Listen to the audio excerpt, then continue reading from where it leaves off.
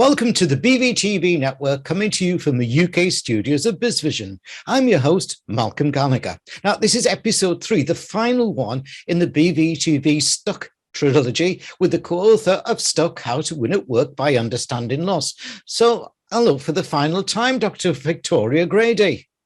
Thank you so much, Malcolm. This has been such a fun activity, and I've really enjoyed recording each of these interviews and can't wait to talk about this one. This is one of my favorites. Well, I, as I said to you beforehand, in episode 2, if I believe, whenever we did that one, I zoomed in on chapter 8 in your book, chapter 8, right? Leading a stuck organization. As I think so many companies are in that situation at the moment, whether they know it or not. And that's, to me, is an important point there. I especially like your approach using assessment style, and the tables across 3 pages are really helpful. In point of fact, they are great tables because they are easy to understand, even for a layman like me. Now, can you give us your thoughts on knowing if you are leading a stuck organization and how to unstick it? Is there such a word?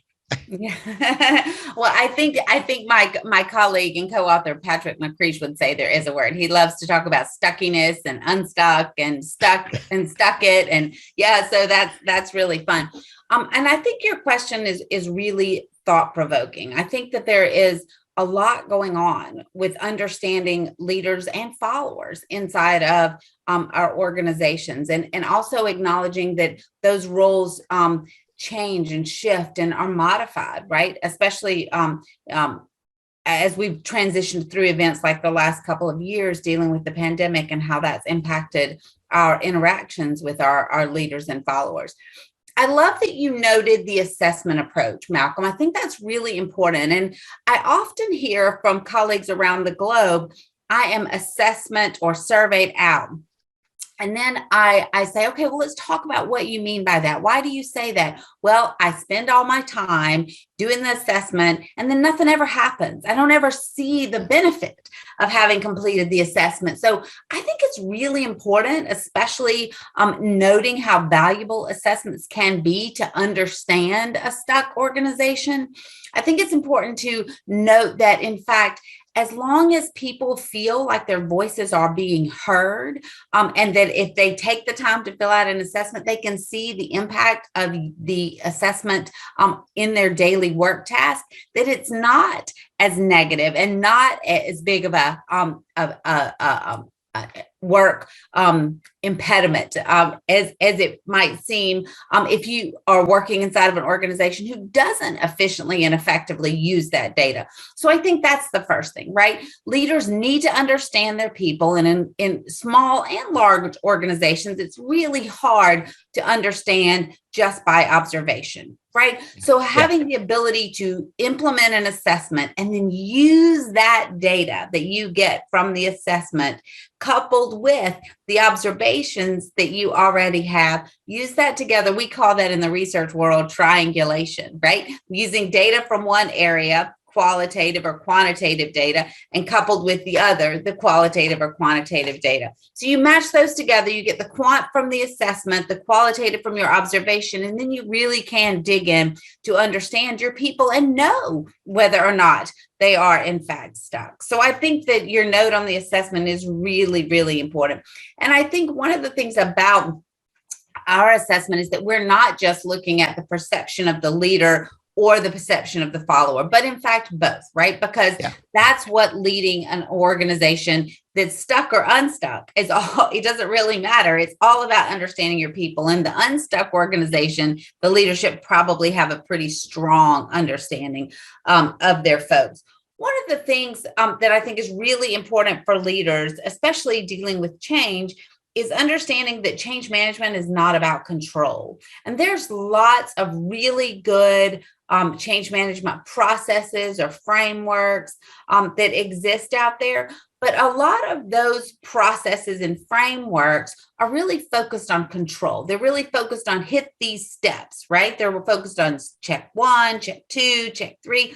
And it may not be about check 1, 2, and 3. It may be about check 1, 1, 1, go to 2. Oops, we missed something. Go back to 1. Right. Yeah. So it may not be that that checklist that a lot of the change management processes would like for you to think about. And as a leader, I think that the framework can be a great way to high level track your change. But as the leader, you really need to understand, again, those followers and those folks that are working with you, understand where they might get stuck, and then be able to help support them through, as Patrick would say, the stuckiness of the situation.